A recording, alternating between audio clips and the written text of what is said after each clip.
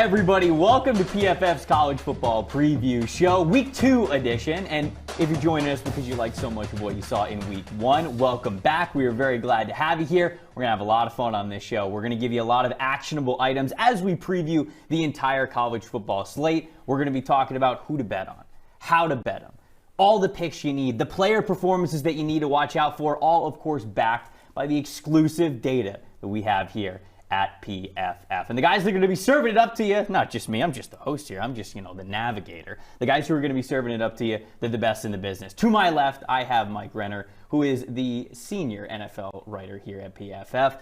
To my far right, Anthony Treash, who is the senior college football writer here at PFF. And then the R&D, or the VP of R&D. I almost shortchanged the VP title. That would have been a bad way to start the show. It's all good. You wouldn't have made eye contact with me the entire rest of the show. So you're getting eye contact from here on out. That's good. That's the chemistry that we need here on this show, fellas. It is Week 2 of college football, and I'm going to go to Mike for this because I want to do a little bit of how was Week 1 because it was a glorious time on Saturday. But you were the one who was very adamant about finally getting new college football film. Now we have it. How was your week looking back on what happened in Week 1? Oh, it was great. And getting that feeling watching the Notre Dame game myself that you just can't get anywhere else of just your butthole being so tight for a good 2 hours there in the second half. Oof, unlike anything else. Yeah, because you actually, you had to be the bad guy and root against Mackenzie Milton, unlike literally everyone else in America. That's great. Anthony, I know that you know college football better than anybody else. So, man, getting to sit down and watch all those games. Did you get any sleep on Saturday night? Any at all? I got about 1 hour, but nice. Okay. I was still living off the high of just having college football back. Sure. Where Who I wasn't needs even sleep, tired. right? Yeah, exactly. We were grinding through the night, but no, it was a fantastic week in college football. Enter Sandman Friday night, almost cried. It was just truly beautiful. I remember it was just getting shared so much. The Gus Johnson sitting there in the booth, vibing to jump around while the Wisconsin-Penn State game was going on. That was the moment where I think everybody, well, there were a handful of moments, but everybody was just like, okay, this is it. This is real. Fans back in the stand. We get the energy. Eric, before we move on to what we're really going to dive into here to start the show, you made the 49ers call.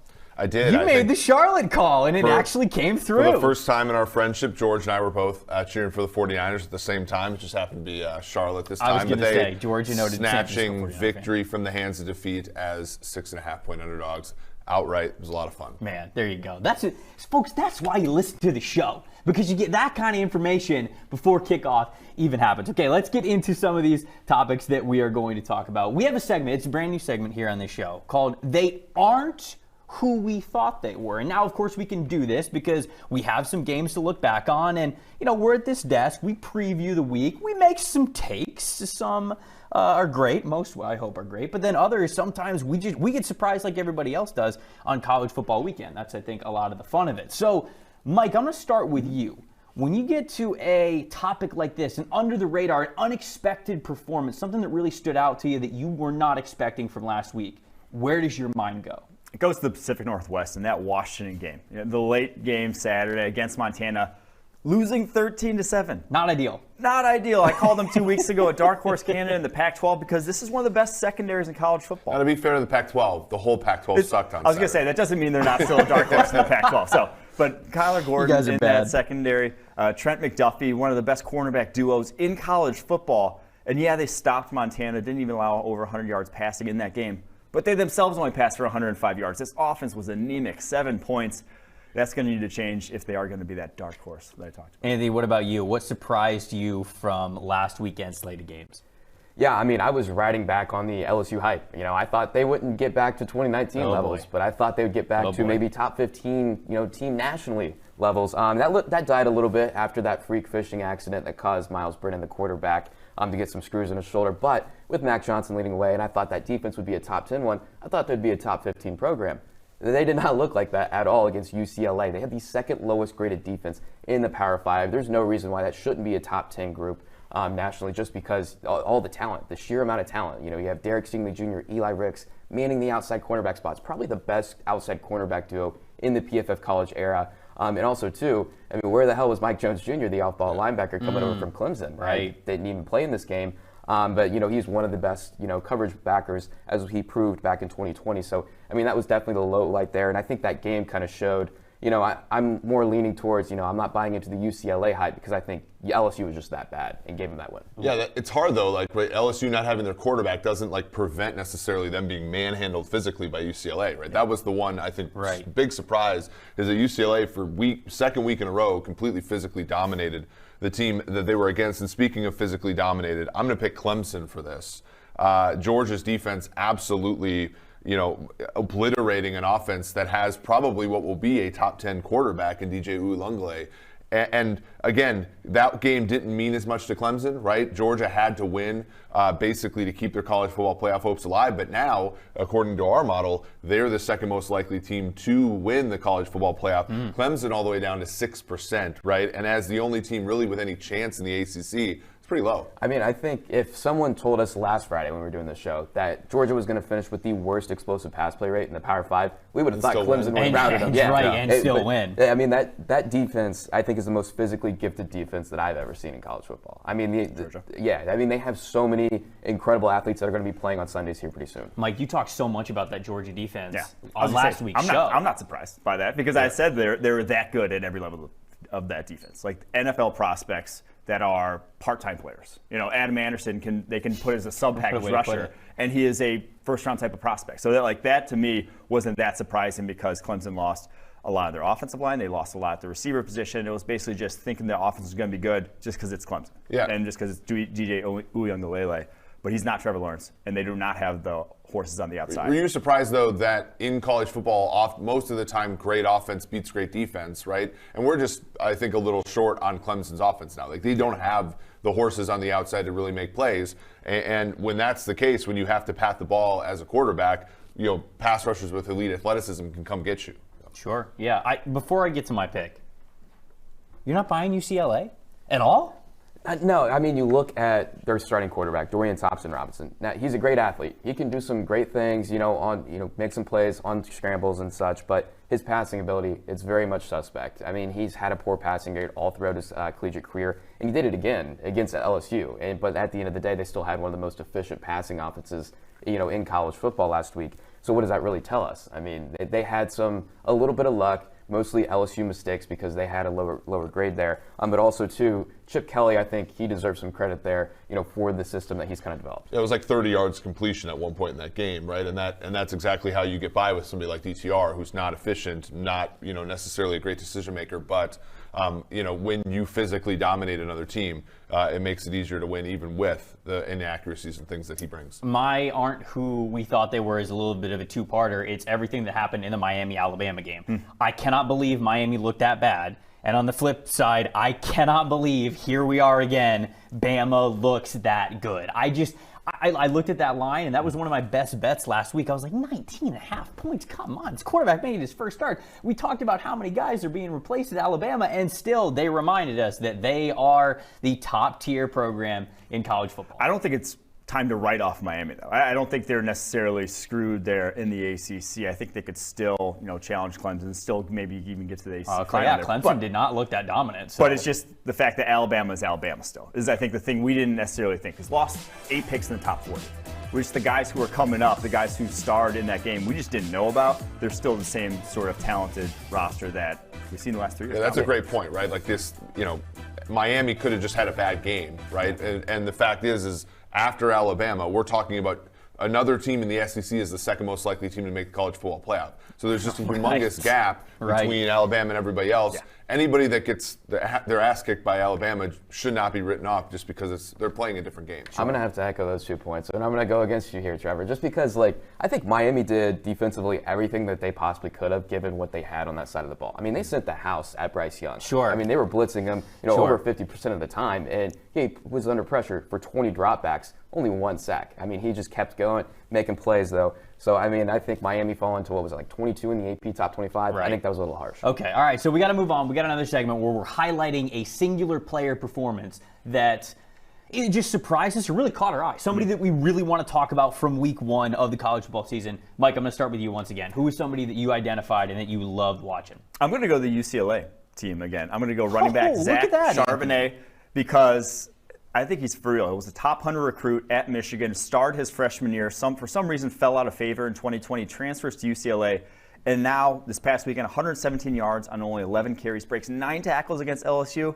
Like, I don't care what you think about LSU's defense. You should not be missing tackles at that rate against a running back like Zach Charbonnet. Now he's draft eligible.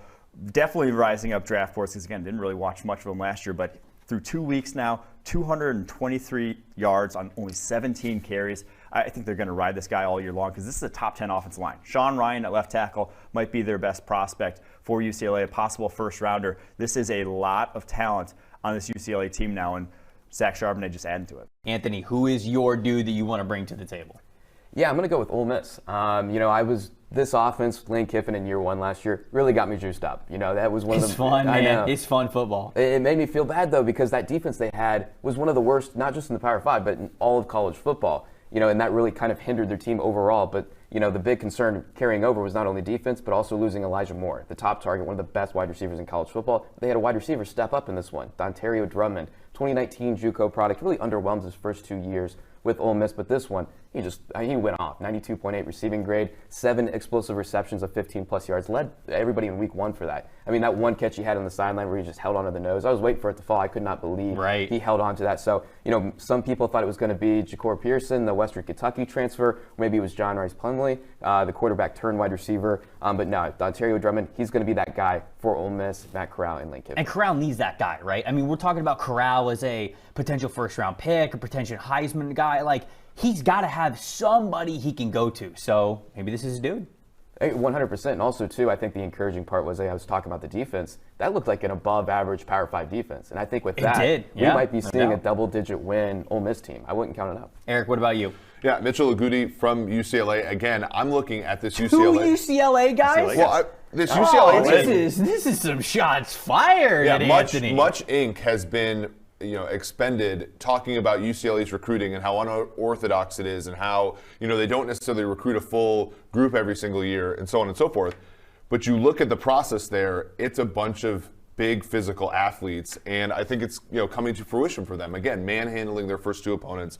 Goody has 11 pressures, 3 sacks in 2 games. Last week it was 7 and 2 respectively. So, a very impressive group, but headed by him. I feel like we should disclose Chip Kelly is an investor at PFF, but this is not why we picked UCLA. Yeah, that's right. My guy that I wanted to bring to the table, my dude, is Texas wide receiver Jordan Whittington. Now, he had 7 catches, 113 yards, I believe, were his final stat line, but it was how he got those yards that were so impressive to me. He was a beast after contact. The second they got the ball in his hands, he was running like it was the last touch that he was ever going to get. He was bowling over guys, getting all sorts of yards after catch, yards after contact, getting up on guys, flexing straight over them. Like, he was just the epitome of energized week 1 college football. And for that reason, he's a 3-year player. I think he's a redshirt sophomore, but he's a 3-year guy, so he is draft eligible, yes. Mike. The dude is yoked. For a wide receiver, he is rocked up, looks like a running back. He had the one sort of whip route across the middle of the field that actually took ankles. The guy sprained his ankle on the play, went down with an injury. That one was. Well, we saw last night in the NFL game, if you run after the catch wide receiver, you're going to be increasingly more valuable in the NFL as we continue to see games like last night where it's 70-30 pass run. Right. Like a lot of these run plays are going to just be passes to guys like CeeDee Lamb. Yeah. All right, now we're going on to keep an eye on this team. A little under the radar team, like not just saying, but I'm kind of saying, keep them on the radar. Make sure when they do something good, you're not super surprised about it. Anthony, I'll start with you on this one. Who is your underrated team after week 1?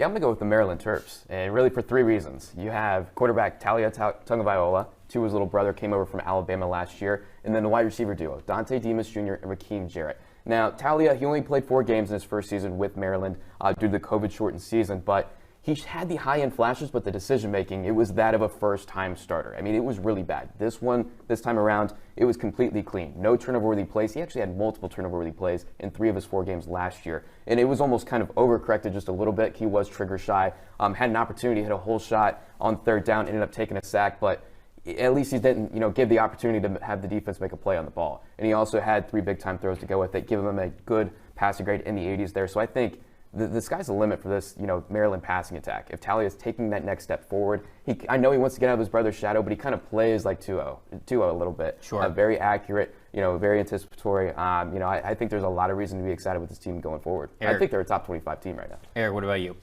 Virginia Tech won outright against North Carolina last week as a 5.5-point underdog. Yep. That was a very fun bet to make. It was also a fun game to watch. Sandman, yes. Dude, Mac Brown looked shook. When Enter Sandman we all would be. Yeah, and I mean, there's nothing specific about this team other than the fact that they went and beat a team that many regard as one of the better ones in the ACC, second in terms of betting odds to win that conference.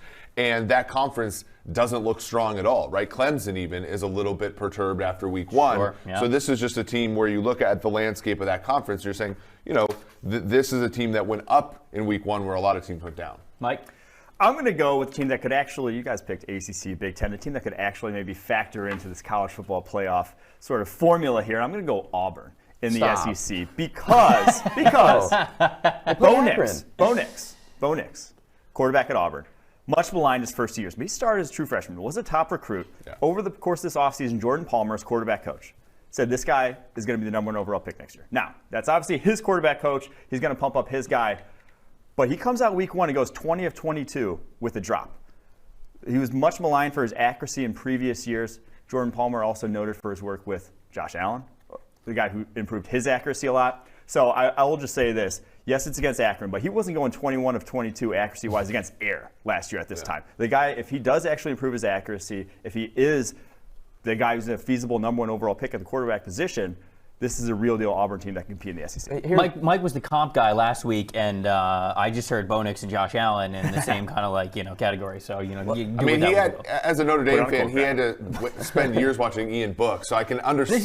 This is true. Why he can throw more than 40 yards down the field? I immediately fall in love with exactly. Anthony, you had a big reaction when he said Auburn. Yeah, I mean, for reference, no offense to the Akron Zips, but the four highest win rates. All due respect. Yeah, of course. Yeah, I mean, the 4 highest win rates from pass rushers this past week all came from Auburn. Top 4. Wow, they got a great defensive line then. That's what they're going up against Akron. I mean, that team from top to bottom is completely flawed. I mean, I'm not buying into Bo Nix quite yet. I think when he goes up against Penn State's defense here in a couple of weeks, I think he's going to get exposed. You guys will be there, and you're going to be there. You're going to witness it firsthand. But Anthony, a lot of FBS teams straight up lost outright to FCS teams. Yeah. There is some value in being able to beat up on bad opponents in college football. I don't necessarily think that I wouldn't necessarily think that they're a national championship caliber team, but it is good to sort of, like you said, accuracy is something that is inherent at some level, and you don't necessarily have to adjust for opponent when a guy shows it.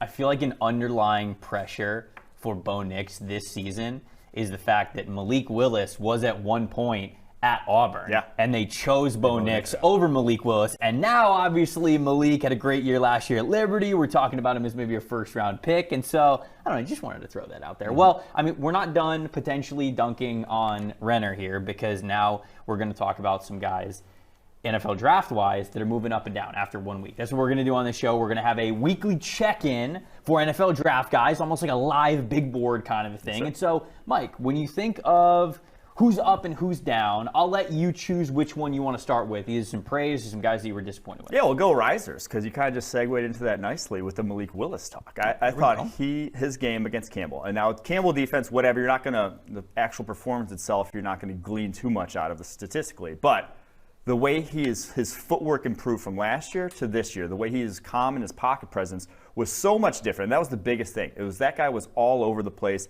with his mechanics, led to some accuracy issues against Campbell. Very cool, calm, and collected in that pocket. I think everyone and their mother knows this guy is one of the most talented, if not the most talented quarterback physically in college football. Now, it's can he get the little things right? The more you see the improvement, the more you see that gradual improvement, the more you're willing to buy into what he could become at the next level. So I think he's rising up draft boards for sure. No reaction to Malik Willis playing Campbell. Do you like the Akron one? Yeah, you don't want to. I just want to make sure that you can get it in there if you wanted to get it in there. I'm not all in on Liberty because they beat up on Campbell. But no, I agree. Malik Willis had a hell of a game, and like you said, we were sitting there watching. That was the first thing you pointed out was his footwork, and I agree. It was a good, from a draft perspective, a great game for him. What else we got? I also got to highlight 2 guys who are likely going to be first-rounders after what I saw from him on tape week 1. One's Kenyon Green, the tackle for Texas A&M. Why I highlight him is he played right guard as a freshman, left guard as a sophomore, tackle this year. So 3 different positions in 3 years, and he looked dominant this past week, 89.5 overall grade, one of the best athletes at the tackle position. I think you could basically pencil him into the first round. And then Zach Harrison, Ohio State defensive end, they churn out those guys. Thursday night against Minnesota, had the big sack fumble that resulted in a touchdown, 90.5 overall grade. He looks like, with his physical tools, very much first rounder. And I thought Harrison played really well, but I was also super impressed with Tyreek Smith. Yeah, I mean, like the way that dude can get off the ball. You got Harrison on one side, Smith on the other. Ohio State's got a great pairing there on the edge. So who are some guys that's okay, we had high hopes for, didn't play as well as we thought they were going to in week 1? Yeah, I'm going to go back to the quarterback class here, and that's kind of going to be the storyline because there is a jumble of quarterbacks near the top of this draft. I mentioned Malik Willis. Spencer Rattler from Oklahoma is another one. Very first play of the game. We're like, hey, stop making those bad decisions with the football down the field. Stop playing that sort of schoolyard ball that we saw from him at Oklahoma. First play of the game, sits in the pocket for 5 seconds, throws into double coverage. Just the throws we wanted to not see anymore. He did 3 times, 3 turnover-worthy plays in that game against Tulane. That's just not what you want to see if you're an NFL evaluator when you have to project to the next level. Talent's there, but you want to see the guy play within structure better. And then Sam Howell in a little bit of quicksand there in that Virginia Tech game. Didn't get a lot of help, but when you are that elite quarterback prospect, you should be able to, or you would like to see him be able to rise above. Not going to have a lot of help this year.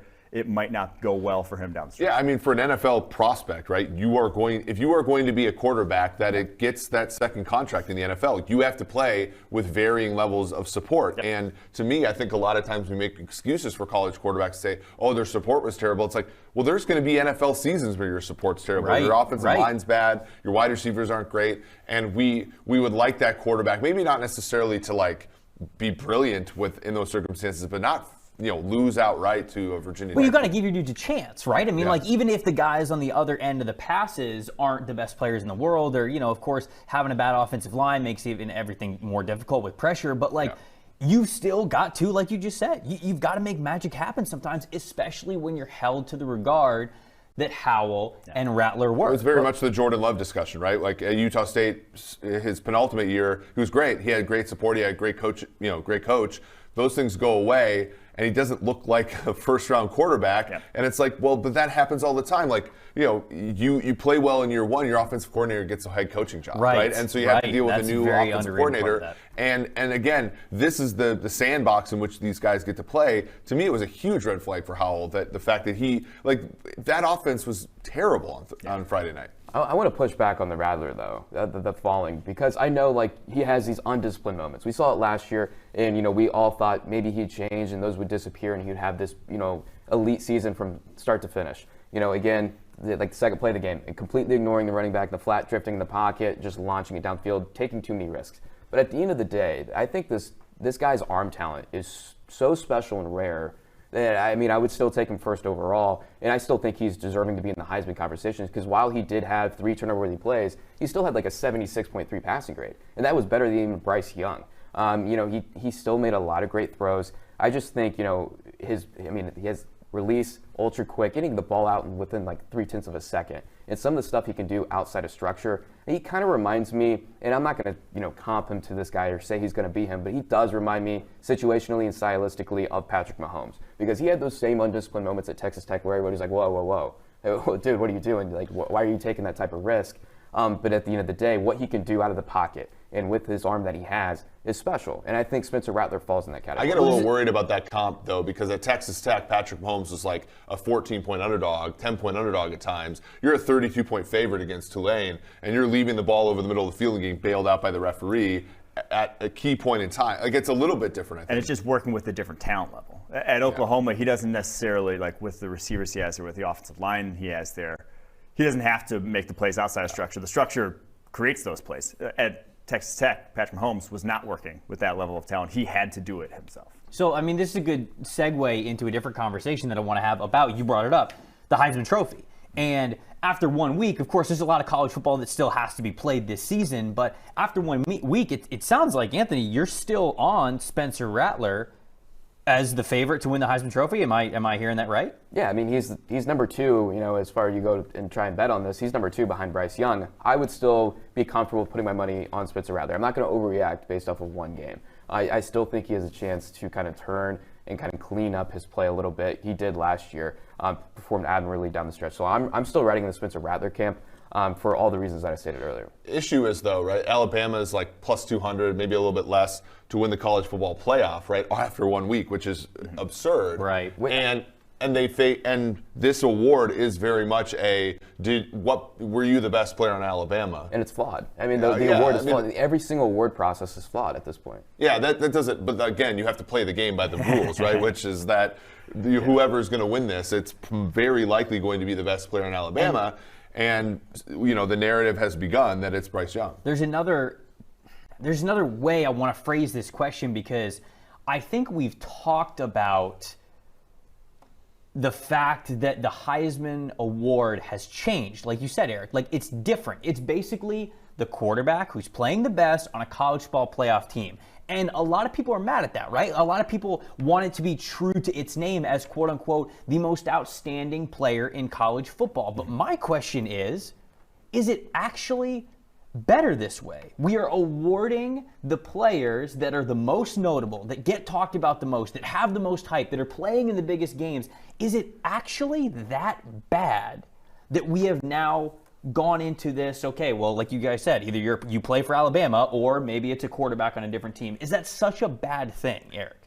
I think it's hard to be the most outstanding player in college football if you don't play for Alabama, to be quite honest. Well, like that, it's hard to be anything in college football if you don't play for Alabama, honestly. So in that regard, like, it's boring, but I don't necessarily know if that makes it fundamentally flawed. Sure, okay. All right. I do think it reinforces the cycle we've seen in college football of late, of where there are 4 or 5 blue blood programs that every recruit goes to, because they know that they want to play in the college football playoff, because it's basically diminished.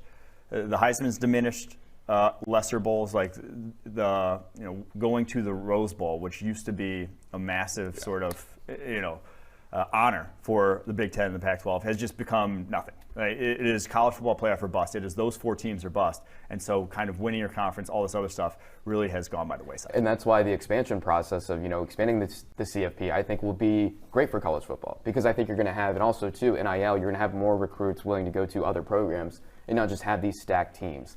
I mean, I think that's. But doesn't that just exacerbate the process, though? Because if you expand the college football playoff, let's assume that no team's going to bye. I mean, you just basically have an additional game where Alabama is a 30-point favorite against UC. And no offense to Cincinnati, I love them, but that's just another game where Bryce Young puts up like 400 yards and 5 touchdowns and continues to compound the process of sort of running up the score on the award. We are going to get to plenty of college football playoff expansion talk throughout the season. I know that. This won't be the last time that we get to dive deep into this one, but I definitely, before we get to the deep previews of some of these games that we're going to get to, wanted to show you guys the entire slate that's coming up this Saturday. We've got a lot of games that we can focus on, a lot of talent that we're going to dig into. We've got Iowa State, we've got Michigan, and we've got Washington. We've got a ton of different games. You guys can see it there, all the different games that we got going up there.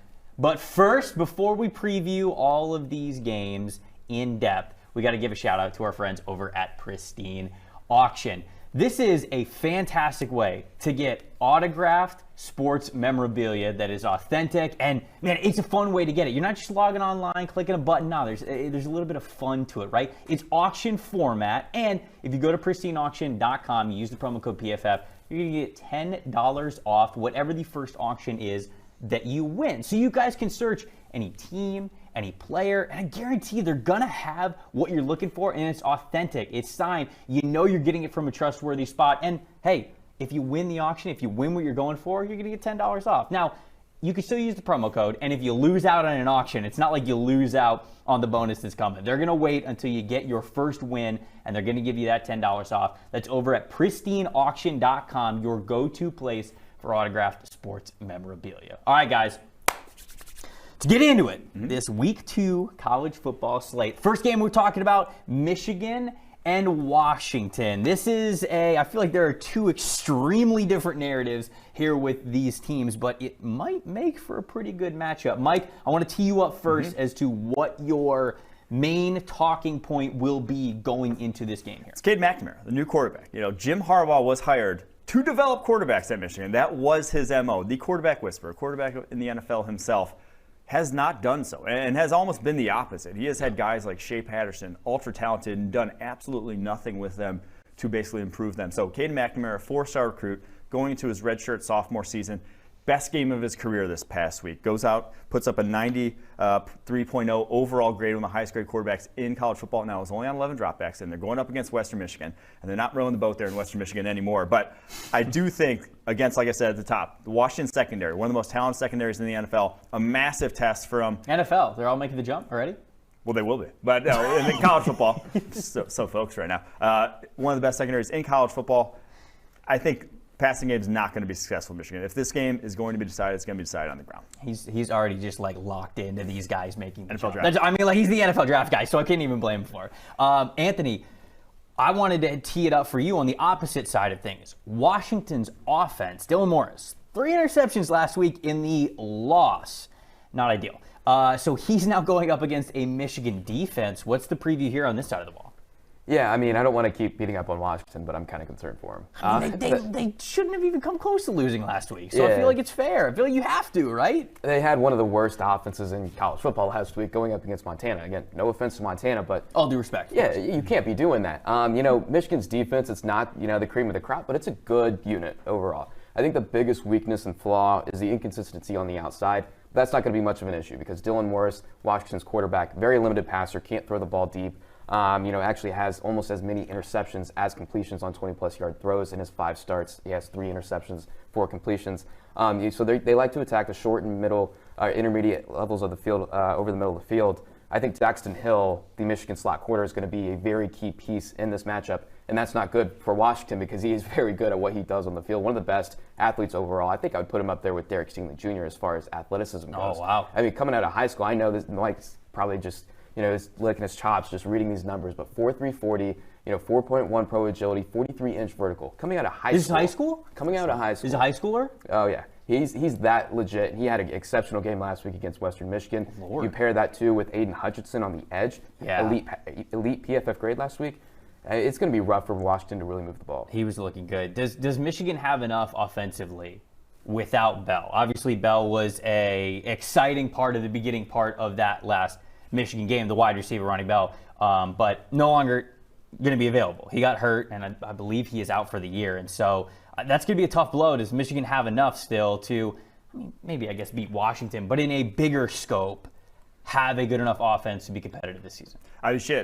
To beat Washington, yes. Like it only took 8 points to beat Washington last week. So yes, they have enough to beat Washington. Fair. But I do think in the bigger scope, going up against the Ohio States of the world, I don't see the receiving core that we saw a couple of years ago when they had DPJ, Nico Collins. Like those guys aren't walking through that door. But again, you don't necessarily have to. In college football, a lot of it just falls on the quarterback. Is the quarterback able to, exploit zone coverage, that sort of thing? So that's still the TBD. Like I said, Caden McNamara was a top recruit, played well this past week. So that's the one that this will be the proving ground. If he goes out and lights them up 300-plus yards, whatever, Michigan can compete in the Big Ten.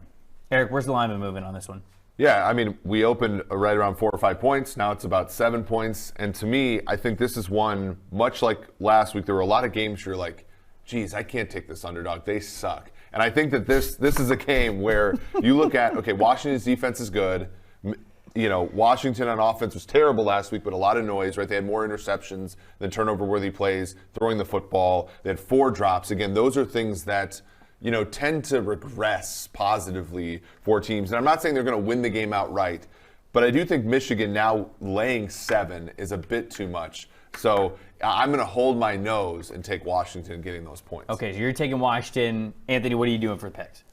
I think Michigan's going to win, but I'm taking the under here from a betting perspective. I think Michigan's going to throw a lot of stunts and blitzes towards Dylan Morris because that's what Montana did, and that's what really rattled him. I think we're going to see that again. And, Cade McNamara, he did look good, but it was 11 pass attempts, and you lose Ronnie Bell, your top target, and the wide receiver unit already with him was a concern, so I'm going under. Mike? Yeah, I'm going to go lean Washington here just because it's 7 points against another team that had hype going into the season. Maybe a bounce-back game for them is a lot for an offense we really don't know a lot about. And I will just highlight one matchup in this game because it is, in my opinion, the best draft versus draft prospect matchup. Here we go. In college football this week, and it is going to be Aiden Hutchinson, Michigan defensive end. Yep. Number 2 on Bruce Feldman's freaks list. Yep. Heck of an athlete going up against Jackson Kirkland. Both top 30 prospects on the PFF draft board, both likely first-rounders. Stanford at USC is our next game that we're talking about here. Got a couple more draft guys. Keaton Slovis, Drake London. I mean, there's a handful of Stanford players as well that could really make a name for themselves NFL draft-wise. Anthony, I'm going to start with you here for this conversation on these teams. Stanford, they are a double-digit underdog right now against USC. Did Keaton Slovis and that offense at USC give you enough faith from last week to think, okay, yeah, they're going to handle this and they're going to handle this line well? 100%. Keaton Slovis, I mean, there's a lot to like with him. I mean, he doesn't have the strongest arm, and I think, from a draft perspective, that's the biggest knock on him. But as far as college football goes, what he can do in the Pac-12, especially against a team like Stanford, who's declining significantly, I think he could pick them apart. I mean, last week, San Jose State, that's a good Group of 5 team. Eric likes to call him San Jose State Great or whatever. San Jose Great. Yeah, that's what it is. That's his team right there. You're close. I mean, you need to work on the execution a little bit. It's hard to keep track of Eric. Yeah, right, of course. He produces in your ear. You're wearing a mic. It's collared shirt this week. Yeah, I get it. A lot of distractions. But no, going back to Keaton Slovis. I know I'm the Chris Sims right now. No, I see. You're the style guy, clearly. I mean, we emphasized the haircut last week. Now you're going top button. I mean, the dude's cutting edge. Exactly. You guys just don't. Emphasis on cutting, yeah. You're old. I mean, that's the problem. Eric's just got to zip this bad boy all the way up, and then maybe he can get a little bit of neck style in there, too. Yeah, anyway, Keaton Slovis, very accurate passer. I like the way he maneuvers in the pocket. He can kind of survive on longer developing plays. Sure. The biggest knock on him up until this point, outside of the arm strength, was just there would be 1 or 2 forceful throws every single game as an underclassman. He still finished with passing grades above 80.0 as a true freshman and sophomore, but he still had more turnover-worthy plays than big-time throws. Only one game, actually, did not have a turnover-worthy play. Against San Jose State, he did not have a turnover-worthy play. 3 big-time throws, passing grade above 80.0 again. I think he can lead a successful offense overall. And also, too, that defense, it looked pretty good. I think that was the biggest concern with them. But that outside cornerback room, Isaac Taylor-Stewart, Chris Steele, Jaden Williams, they all played very well against a really good San Jose State team. Yeah, I have to agree with Treash here. And I obviously come from a draft perspective. And it's not the draft prospects in this game that I'm worried about with Stanford. It's where they're not draft prospects. And that's along their offensive line. And that's at the quarterback position. At Stanford? At Stanford. This is not the Stanford offensive line of old where they can just run power on you 40 times a game and pick up 4 to 5 yards every single play and just body blow you.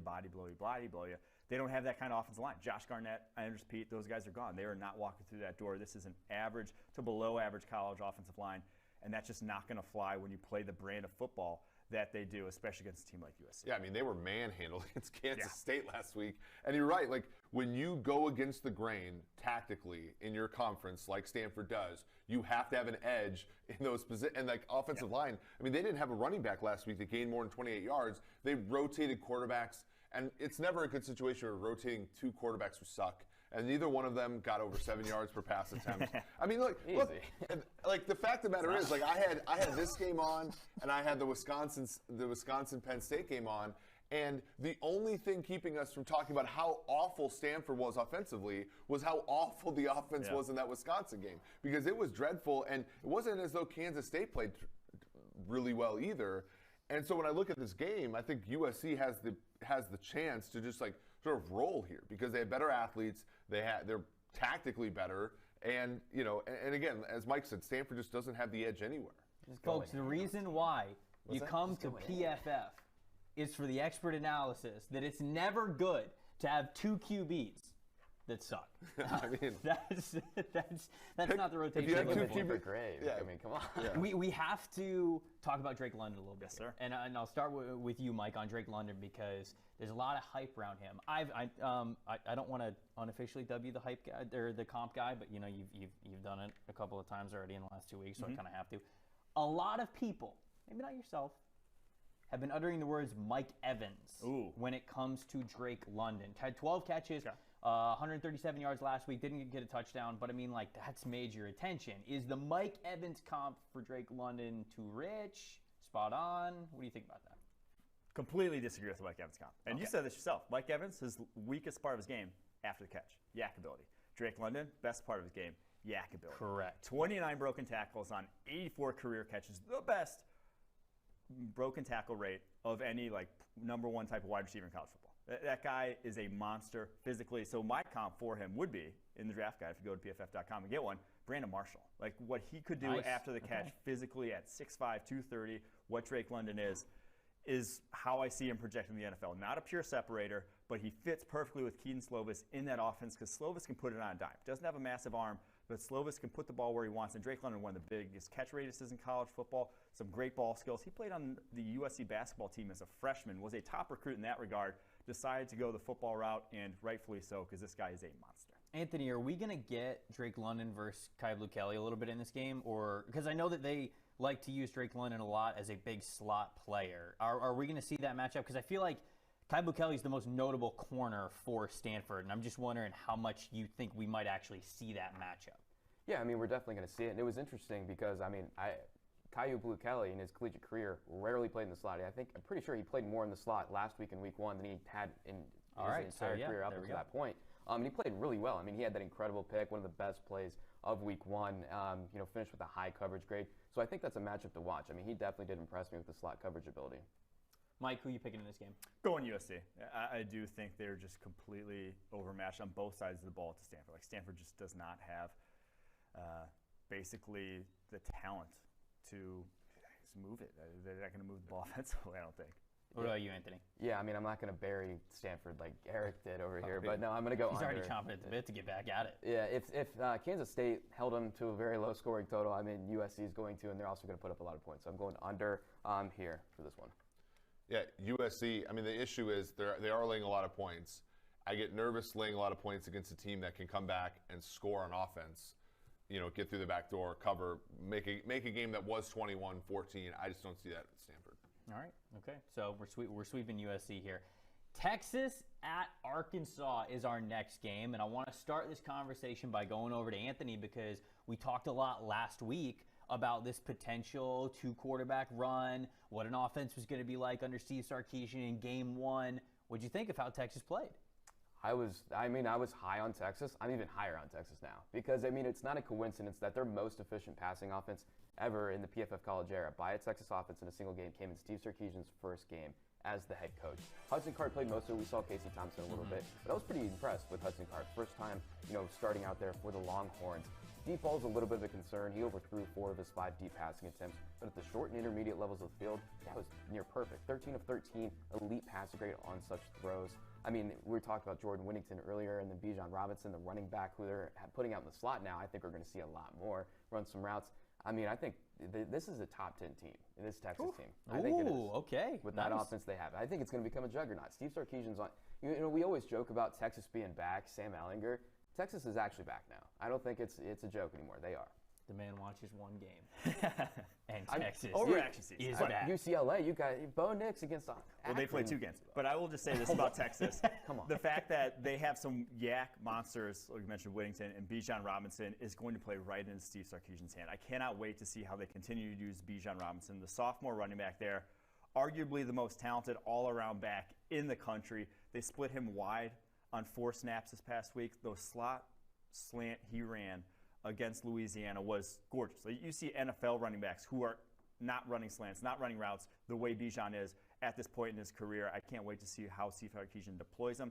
4 catches last week on 4 targets for 73 yards. I think you see even more of that going forward. This guy could be a 1,000 type of guy, 1,000 yards rushing, 1,000 yards receiving. Yeah, he had 100 yards on the ground and 73 through the air. I mean, almost dead even. And if you bought B.J. Robinson's stock before this season, I mean, you got to be to the moon about how they're going to use this guy and how talented he is. Eric, where's the line been moving on this game, Texas-Arkansas? Arkansas, coming off of last year, I mean, I think that it was certainly a step in the right direction, but I feel like a lot of people have some juice on Arkansas this year. Yeah, you're catching about a touchdown with Arkansas here, and to me, I think there's a lot of reasons why I like Arkansas here. I like Texas generally, right? I think that the fact that, their quarterback, Hudson Card, had, basically 11 yards of pass attempt, no big-time throws. Neither of these quarterbacks in this game had a big-time throw last week. Sort of speaks to Sarkisian's scheme, right? Being able to get guys after the catch and be efficient despite the fact the quarterback isn't throwing lasers everywhere. I think, though, week 1, you almost always see sort of that the super coaches generate a bigger edge than they do in weeks 2 and beyond because you see a little bit of tape on it. So while Texas, I think you're buying Texas high if you're laying the points here. So I'm going to go ahead and go with Arkansas. Okay, all right. So Eric goes Arkansas. Mike, where are you going with your pick? I'm going Texas just because Arkansas is a flawed roster. They have some high-end talent in wide receiver Treylon Burks and Jalen Catalon, the safety. but they are not consistently across the board a talented football team. You saw that when they struggled a bit with Rice this past week. I do think that Texas rolls. Anthony, what about you? Yeah, I think this is an easy decision. This is not an overreaction, because they actually played a good team, Louisiana Lafayette there. I mean, that was a top 5 defense in EPA per pass allowed last year. We are Billy Napier stands here. We are. As if you watched last week, you would know that. Right, yeah. This is no Akron I think people team. picked up on that. Yeah, so I'm going Texas here. I think touchdown, that's easy for them. All right, so we've got a couple more games that we're getting to preview in this show. But if you love, for example, what Mike's been talking about with draft prospects and digging into the grades and seeing where the snap counts are coming from and how guys are performing, you can see PFF's draft guide because it's out on PFF.com. And you can get all sorts of other great tools, whether it's fantasy football tools, rankings, everything to help you out during the season. You can look at all the advanced grades that we have on the site over at PFF.com. And you could do so if you go over there right now. You don't have a subscription. You can get 30% off any subscription, any level of subscription, if you use the promo code KICKOFF30. That's 30% off any kind of subscription. So that'll get you the fantasy football draft guide, which it's a yearly thing. So you'll be able to get it before your fantasy drafts next year. You can get the draft guide that's going to be coming out and updated throughout the year. You can get all kinds of in-depth grades, analysis, all the premium content, everything. If you don't have a subscription yet, head on over to PFF.com. KICKOFF30. Save yourself 30%. Get an awesome subscription that's going to make you a smarter football fan, no doubt about it. Let's talk about Kentucky and Missouri. Now, this game, one might think, okay, lower tier SEC matchup. Nobody really cares. I mean, there's some good things about it. But if you'll remember, last time Kentucky and Missouri faced off, we had, I believe it was Kelvin Joseph go over to the sideline, got knocked out of the sideline on the Missouri side of things, extends the hand to somebody to help him up, and he got this instead. People just standing over him, barking at him. And so I know that Kentucky players, because they talked about it last week, they remember that. This is going to be a heated matchup, and we've got some really good players involved to, I think, take it to another level. Anthony, I'm going to start with you. Where are you looking here? What's your edge, an area of the game, a position battle that you're looking forward to here most when it comes to Kentucky versus Missouri? Yeah, I mean, I think this is probably the most underrated game of the week. Definitely. Neither of these two teams are ranked, but there's a lot to look out for in this one. I think the big thing that I'm watching is Missouri's defense against Kentucky's offense. Kentucky's offense, led by new quarterback transfer from Penn State, Will Levis, it looked, incredible last week. But at the end of the day, they went up against UL Monroe. UL Monroe went 0-10 last year. They were 127th in our power rankings entering the 2021 season. So I think we need to kind of pull back the hype a little bit. But the reason why I'm looking at Missouri's defense is that they're led by defensive coordinator Steve Wilkes, former Cardinals head coach, Browns defensive coordinator. Last week against Central Michigan, they sent the house. I mean, they were blitzing over 50% of the time, and they led, the Power 5 in pressures generated last week. Also had a top 5 pass rush grade to go with it. With Will Levis, he's got a very good arm strength there, good athlete, but he has been struggling against pressure throughout his entire collegiate career. We haven't seen him a lot. And I do think that he is better than Sean Clifford at Penn State. Probably should have got the starting job. He's better than Terry Wilson. But the concern here is that if Missouri can get pressure on him, I think he's going to falter because he's, converting pressure to sacks at an extraordinarily high rate. In the limited sample that we've seen him, a lot of bad decisions too. Sub-30 passing grade when under pressure in his collegiate career. So I think that's really the key, thing to watch in this game. And, as good as that Kentucky offensive tackle duo is with Darian Kennard and Dare Rosenthal, the interior is a little bit weaker. And Missouri has some dogs on the interior with Kobe Whiteside and Akil Byers. Yeah, I'm interested to see what Kentucky's passing offense looks like because this is a team that has been a run-first team. Like I said, over the past handful of years, they had Lynn Bowden playing quarterback. They had a wide receiver playing quarterback for a while there. So they have been basically run. And now they could be a pass-first team. And Penn State fans, after what they saw from Will Levis, have to be crying into their pillows after last week because he looks like he can actually hit an open wide receiver, unlike Sean Clifford. So is that going to continue, or is it just a competition level? So is that going to continue against Missouri this week? He's got a wide receiver out there in Wandel Robinson, transferred from Nebraska, one of the most dynamic receivers in college football, 17 broken tackles and 97 career receptions. Kentucky knows about those types of players, Lynn Bowden, Randall Cobb. He is in that mold. To see how they use him and how that passing offense looks, I'm very curious. Well, you didn't ask that question. Was it the competition level when it came to Bo Nix and Auburn? Oh, man, he's getting his shots in there. Did he hit every pass? Did he go 21 and 20? This man doesn't forget. This man does not forget. Eric, I know that the grades on Will Levis from last week, they weren't just good. They were some of the best, right? Yeah, I mean, he was third in passing grade, 3 big time throws, 0 turnover-worthy plays. I mean, this is, if you're getting points with a player like this early on in the season, probably a good bet. Where are we going for the game picks? Mike, I'll start with you. Yeah, I'm going Kentucky, and for the reasons basically Right, Eric train. Let's go. Let's go. What about you, Anthony? I'm not super confident in this one. I'm going Missouri, but with a little hesitation there. I think there's a little bit more unknown with Kentucky given the competition level they faced last week. So I'm leaning Missouri, not 100%. Yeah, I think with a game like this, and I think that's the right assessment. It's just for me, I'm going to take points in a game where I think that the distribution is wide, because in a game like this, you have more of the distribution on your side when you do so. I think that this is the last week that Kentucky is an unranked team. Ooh. I really do. I think Kentucky's cracking the top 25 next week, and I think that they're going to be there for the majority of the season. I really do. Another game that we're talking about, Iowa State. This is a top 10 matchup, people. First time that Iowa and Iowa State have both been in the top 10 and faced off since the light bulb was invented. I'm not sure that that's actually true. You probably have to fact check me on that one. But there's a lot on the line for this one. Anthony, what did you say what's the rivalry called? What is it? They call it the Cyhawk.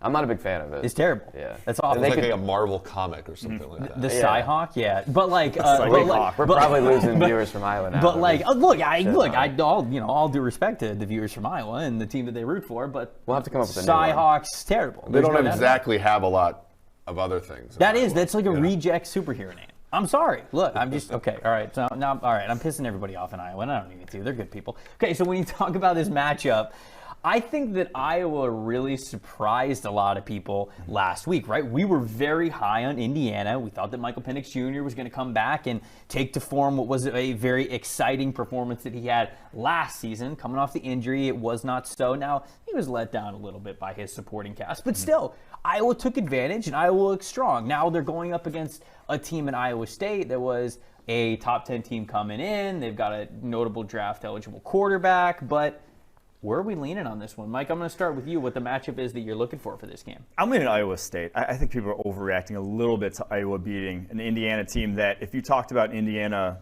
a year and a half ago and said that Iowa blew them out, everyone would say, okay, yes. Like, sure. Indiana is not a good football program. They kind of just had one flash in the pan year and then lost their best playmaker offensively and lost their best playmaker defensively. So I do think that Indiana probably still a flawed team. Iowa had a few lucky breaks in that game where they have 2 pick sixes in that one. That's not going to happen. Player. Yeah, it's not going to happen every single week. So I do think Iowa State, what we've seen from them over the past year and a half, a lot of that core talent is still there. Brock Purdy at the quarterback position. Breece Hall at the running back position. Hopefully Charlie Kolar, the tight end, plays in this one. I think they're just the more talented, more basically proven team at this point. And yeah, they're 9 and 10 back-to-back in the rankings, but I think Iowa State's the much better side. Well, I mean, Mike made a great point there. I mean, how sustainable is the way that they won? 2 picks. It was 28-3 at half. 2 pick sixes, then a 56-yard rushing touchdown. And then also, too, the other touchdown came in a drive where they started in Indiana territory and only completed 3 passes. So, I mean, I think we are kind of overvaluing that win, but that's not to say that their pass defense, it is one of the best in college football. It was in 2020. It will be in 2021. I think Phil Parker, the defensive coordinator, probably one of the most underrated coaches in college football. I mean, it's not like Georgia where he's getting all these just stupid athletes, these freaky guys, and they're going out there and dominating. No, I mean, he's taking 2- and 3-star recruits out there in his quarter match, their coverage, and just having a lot of success. Very smart, instinctive players. Every pass defense is going to be good in the Big Ten West, though. Illinois, Nebraska. Although Indiana Wisconsin, was supposed to be, you're not going to, Indiana was supposed to be the offense that had the explosive passing game. Right. Tyler Freifogel, you had players there that could make plays. I think the hard part here is that Spencer Petras was still bad, and the quarterback advantage in this game is substantial for Iowa State. The hard part, if you are going to lay the points, though, with Iowa State, is Brock Purdy has been the same quarterback for the last 3 or 4 years. Right. You have the book out on him. Right. Charlie Kolar is probably their best player on offense. He had a lower leg injury last week. And last week, even though Purdy looked good in our grading system, they beat a FCS team, granted a very good one, by less than a touchdown. So that's the hard part where you're coming to this, to this game, and you're going to lay points with a team with a quarterback who's sort of stagnated. against a very good defense. To me, that's why, when you look at the way the betting market is shaping out, it's why people have gravitated. Iowa State was laying 7. Now you're talking about 4.5. People are grabbing Iowa with the points. I mean, Kohler was a first-team PFF preseason All-American. Yeah. I mean, he's a really good tight end. Yeah, no, then that means a lot to who's going to win the game, where the line is. Mike, who are you taking in this game? I'm going Iowa State. Once it gets down to 4.5, 7 was too much. I think that was too high of a line. But I do think that Iowa State, for all the reasons mentioned, and Brock Purdy, for as much as maybe he has stagnated, I think he can still show up any given game. And it's more that the fact that he really, highest graded season was as a true freshman. That's when he had Hakeem Butler. That's when he actually had playmakers on the outside. That really hasn't been the case in recent years. I do think, though, with Breece Hall and him, and if Charlie Kolar is healthy, this is a team that's just a much more talented offense. Anthony, what about you? Yeah, I mean, I'm not putting any cheddar on this game because I think there's too many different variables there. But I think Iowa State's going to ultimately be the team that comes out on top. Eric?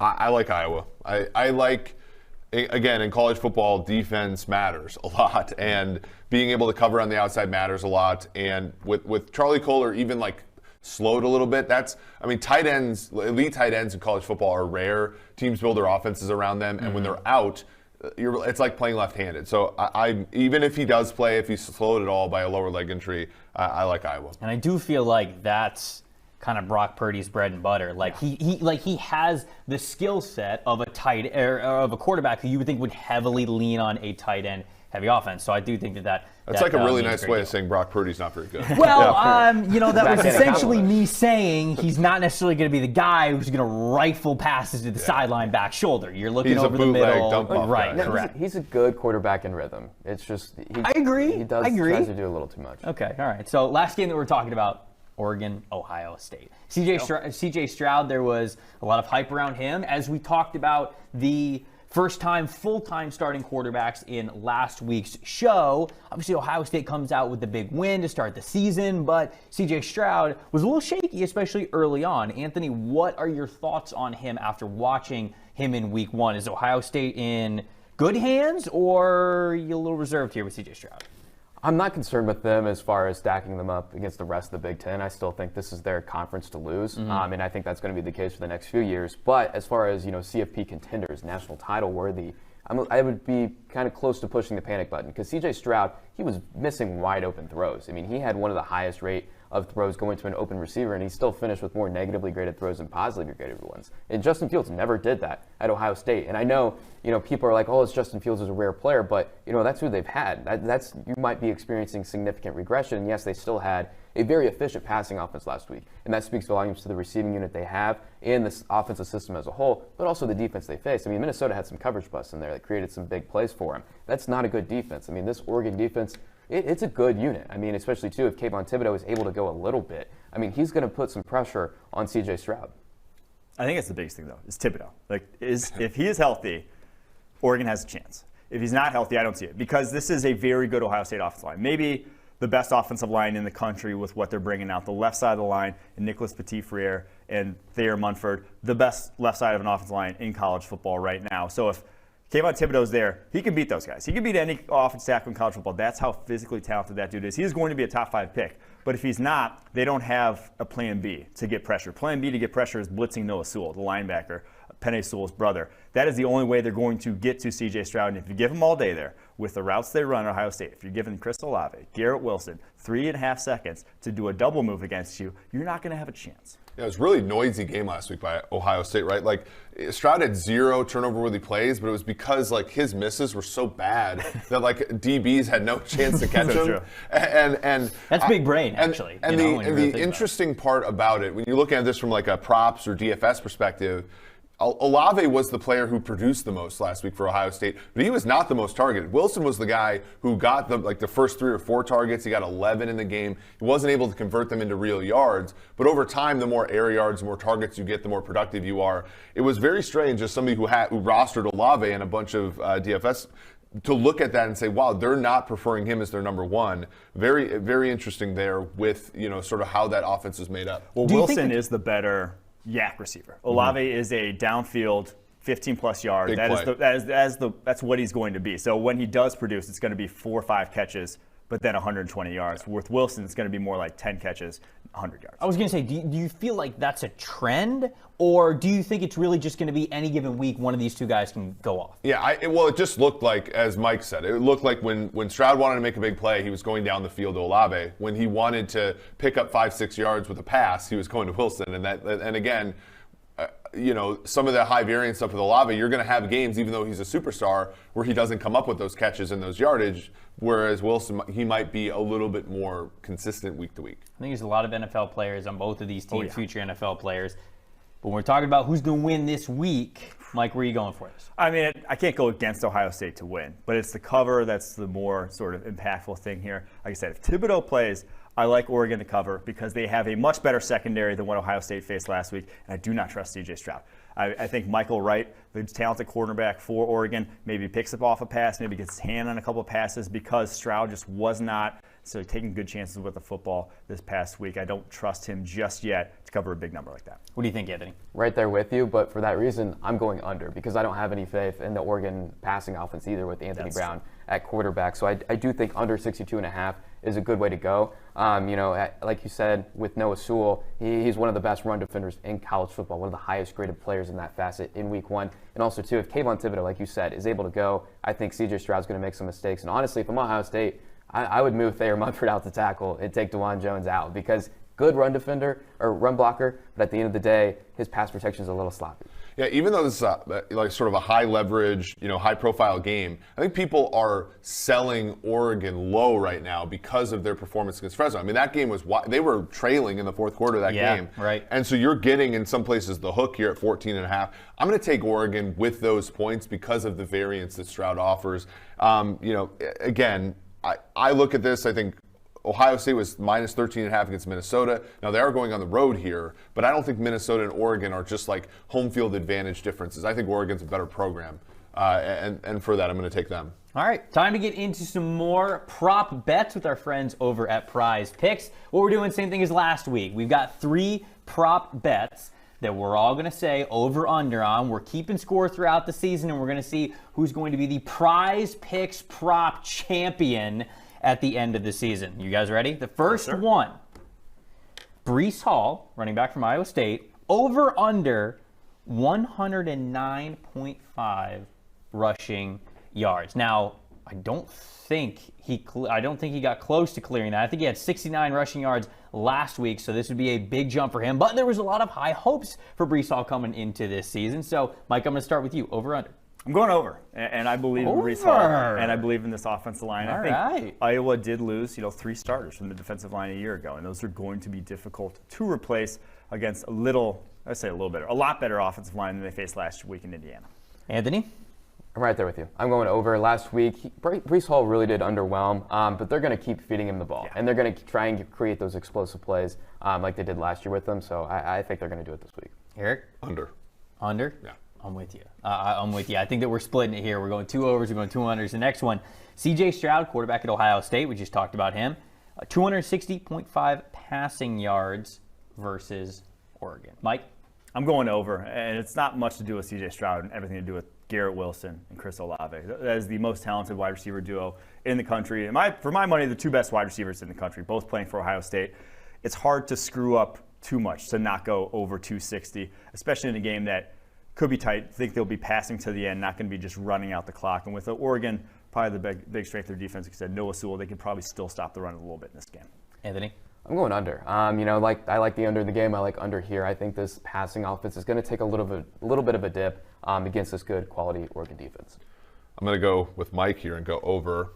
I agree with him. I think this game's going to be closer than the 14-point spread, 14.5-point spread, and as such, they're going to need to throw all 4 quarters. Sure. And 260, I mean, if you're a breathing, competent college quarterback, that's what you end up with. Right. No, I agree with you. I originally thought that it was going to be under. Oh, man. I'm going to go with under. I'm going to go with under. I'm going to do it. I'm going to say it's under. He struggled a little bit at the beginning of last week. I think that Oregon's step up in competition, especially on defense. I think that he's going to struggle a little bit. We're going to go a little bit under. Last one. Mike, this is your boy. Bijan Robinson, the running back / offensive weapon, whatever you want to call him now for Texas. We got 109.5 rushing yards, not all-purpose rushing yards. So is he getting over 109? I'm going under. And not to say he doesn't have a massive impact on the game. I just think they use him more as a receiver in this one. And I think Arkansas, if they do have a strength of that defense, it is their run defense. Anthony, what do you think? Took the words right out of my mouth. I mean, I think if they really wanted to. You cheating our guy over here? You know the order which way I'm going? I mean, he really could, if they wanted to, have like 200 yards rushing. But like Mike said, he's such a talented receiver. I think they're going to use him more in that regard. I'm going to go under as well. Early in the season, some of these teams, they do just rotate running backs, and they use running backs differently. Maybe if it's a later season game and he's getting all the carries, obviously this would make more sense. But I'm going to go under here.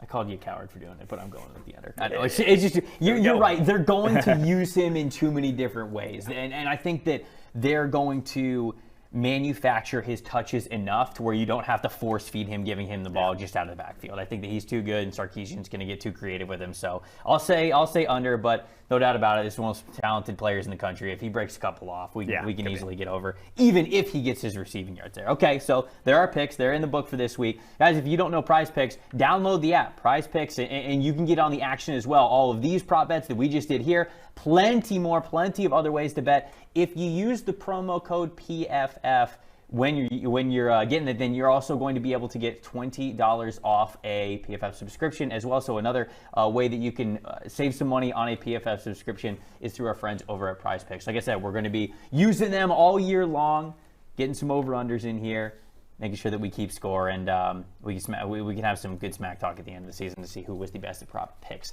Best bets now. This is how we're going to wrap up the show.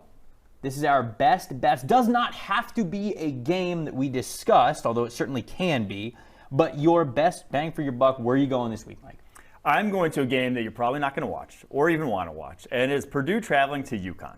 And the over-under in this game is 59.5. UConn, last time they played in an FBS school, they didn't score a single point. And that was Fresno State. They lost 45-0. Lost last week against Holy Cross. Only scored 28 points. To basically go over a 59.5 number, Purdue's going to have to score 60. And when it's a blowout like that and you're on the road and you're Purdue, you're going to run out the fourth quarter because you just want to get home. So in my opinion, it's going to be like a 50-0 game, but it's not going over 59.5. Anthony, what do you think? What's the best bet? I mean, Purdue's kind of a sneaky team. I like Jack Plummer there. But no, I'm going, for those who don't know, you need to cut the brunches a little bit short this week because we have college football at 11 and 11:30. One of those games, Army, Western Kentucky. I don't have faith in either of these two defenses. They both put up points last week. I think that triple option Army still has there, they're going to bust off some big run plays. Western Kentucky, new quarterback, Bailey Zappi, coming over from Houston Baptist, one of the best FCS quarterbacks. Every time he went up against an FBS opponent, he lit it up. He lit it up last week. He had one of my favorite plays, actually, just sitting there in the pocket, calling his shot at his receiver in triple coverage, nailed him downfield for a dime. I think we're going to see a lot of points in this one. Yeah, I'm going to pick a game that's not going to be on Flow TV or ESPN Plus. I'm going to go with Iowa plus 4.5 against Iowa State. Okay, all right. When I filled this out, NC State was getting a point after destroying USF last week. And so I believe I actually think that they are now 2-point favorites as a road team this week. I don't care. I'm still taking NC State. That is my best bet of the week. Fellas, Week 2 in the books, or Week 2 show in the books, not quite with the college football action, but man, this is going to be another exciting. I know it's not quite the jolt that Week 1 was, but any final thoughts before we get everybody onto the game on Saturday? Slate's just meh, but I do say there are some good prospect performances. That's obviously what I'm going to be focusing on throughout the weekend. I mean, when you talk about the slates just, man, I mean, we have programs that used to be the cream of the crop of college football. And here we go. Get them pumped up, Anthony. Let's go. Texas, USC, Michigan. Are they coming back, taking that next step forward? We'll see.